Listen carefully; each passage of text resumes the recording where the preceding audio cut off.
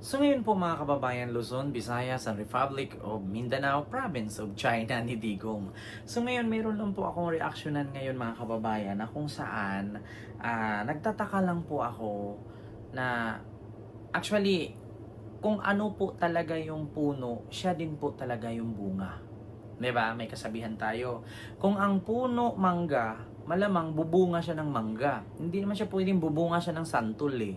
'Di ba? So ngayon mga kababayan, meron lang akong gustong reaksyonan na 13 million daw ang halaga ng project ni Basti Duterte na covered court. So, ngayon mga kababayan, gusto ko lang pong ipakita sa inyo na totoo at tama po ba talaga sa pag-estimate ninyo, maskin baka may mga engineer ha, may mga architect, o may mga contractor dyan na nanonood sa atin na nakasuporta sa administrasyon ni Bongbong Marcos. Meron ko ipakita sa inyo na project daw ni Baste. Ayan na, project ni Baste Duterte, 13 million daw ang halaga ng naturang covered court. Ayan, so naniniwala po ba kayo na 13 million na po ang halaga ng covered court na yan? Naniniwala ba kayo na yan ay 13 million na? Ha? Ayan bumisita si Basti Duterte sa kanyang gymnasium daw na 13 million. 'Di ba? 13 million city empra budget sa barangay gymnasium. So, nakakasiguro po ba kayo na yan ay 13 million na po ang halaga niyan? Parang sahig lamang po, haligi and bubong. Maskin wala nga pong CRA. Yan lang. So paano nyo, walang pader. So paano nyo nasabi na 13 million na po ang budget na yan? Mga kababayan. Ha? Gusto ko lang itanong sa inyo kasi actually marami namang mga engineer, 'di ba? Oo, marami namang mga architect dyan, mga contractor na nakakapagtaka lang po talaga.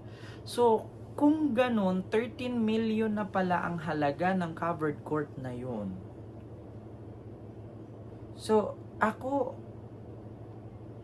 1.8 million yung project namin sa amin dati. I was SK. Ako dati. 1.8 million. May pader na siya, may CR na siya, dalawa. May upuan na siya. Pag gano'n na siya, may upuan sa gilid, ito yung court, ring, kabilaan, to stage, may bubong, may upuan siya, pahagdan yung upuan niya. So, paano nangyari na naging 13 million, parang hindi nga umabot 1 million yung gastos nun eh. Magkano lang naman yung yero, magkano lang din naman yung bakal, yung simento. So, nasaan dun banda na halagang 13 million siya? Diba? Actually mga kababayan, hindi naman po ako nagtataka kung bakit nasabi nilang 13 million yun. Kasi yun nga mismong kapatid niya na si Paulo Duterte, yung congressman, 51 billion po, 51 billion ang nakuha niyang pera na project, no? Project sa flood control sa Davao. Oo. Pero wala pong flood control. 'Di ba? Ito. Million pesos na allocation para sa mga infrastructure projects ni Congressman. Ito. Recently po, maraming naghahanap. Saan daw napunta yung 51 billion pesos na allocation para sa mga infrastructure projects ni Congressman Pulong Duterte noong panahon ng tatay niya? Tutulungan ko po kayong maghanap. So una po, maaari tayong pumunta sa DBM website.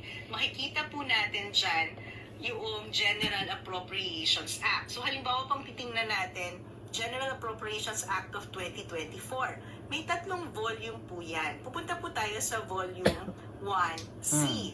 Diyan po sa volume 1C, makikita natin sa baba nakalagay details of DPWH's projects and programs. Pag kinlik po natin yan, isa po yung PDF document.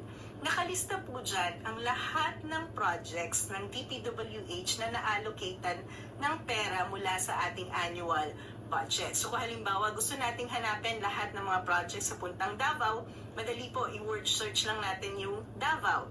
So malilista po dyan. Halimbawa yan, Region 11, may mga allocation ng 8.2 million. Gusto nating malaman, ano nga ba? Para saan tong 8.2 million? So scroll up tayo.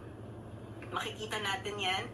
Yung item na yon ay para sa road maintenance po. Maintenance ng national road. So marami po yan. Iba-ibang items para sa infrastructure project ng DPWH sa iba't ibang distrito. So kung hahanapin nyo yung distrito nyo sa bayan nyo, ganun.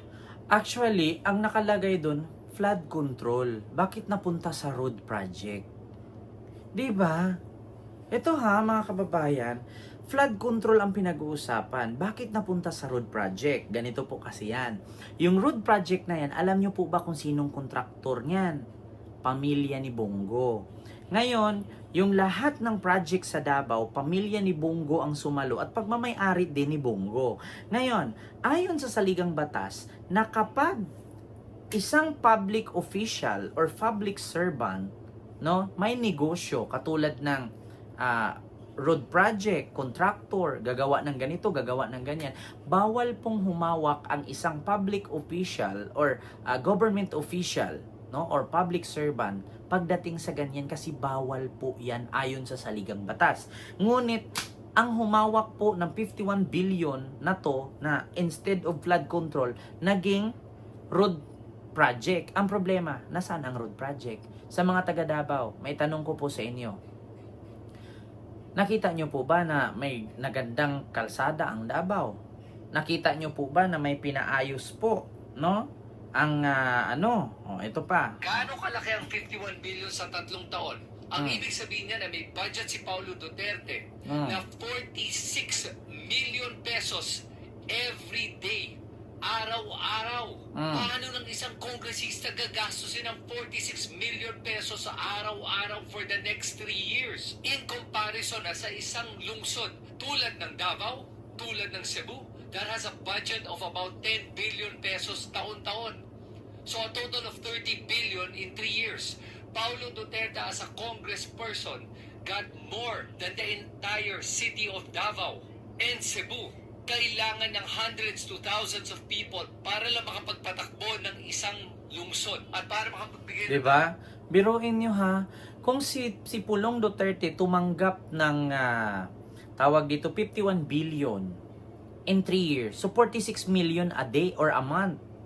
Ay actually, a day. So saan yung gagastusin ni Pulong? Yun ang tanong ngayon. Kaya nga, nagtaka din po ako, hindi naman ako nagtaka, nag-wonder lang. Diba? Hindi na po tayo magtaka mga kababayan, kasi kung si Pulong pa nga lang, tumatanggap ng 46 million a day, 51 billion a year, in 3 years. So yung project na covered court ni Baste, hindi na po yun bago sa akin.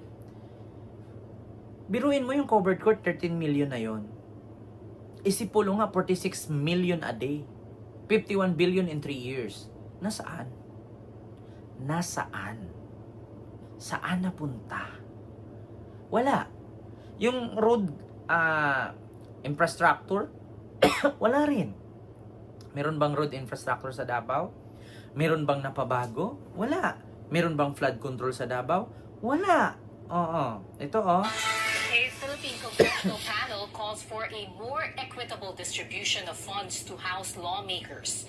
That's after one lawmaker noted the 51 billion peso allocation for the congressional district of Davao City lawmaker Paulo Duterte, a son of former President Rodrigo Duterte. Henry Umaga Diaz reports. Diba? It was a social media post by Davao City 1st District Representative Paulo Duterte complaining about the 2 billion peso reduction for his district for 2024 that supposedly caught the attention of House Appropriations Committee Chair Elizalde Co to look into the allocation. When I requested the Appropriations Committee and sa DPWH check the list, doon po ako nagulat. Go said, based on data they gathered, funds allotted for Paulo Duterte's district from 2020 to 2022 totaled 51 billion pesos. This was during the term of his father, Rodrigo Duterte. In 2020, Malacanang proposed 4.6 billion fund for Paulo Duterte's district. When it was approved by the Congress, more than 8 billion pesos were added, so it became 13 billion pesos. In 2021, Malacanang proposed a 9.6 billion infrastructure budget for Paulo Duterte's district. And when it reached Congress, the amount topped 25 billion pesos. Ngayon ang tanong, saan ba napunta yung 51 billion na yan?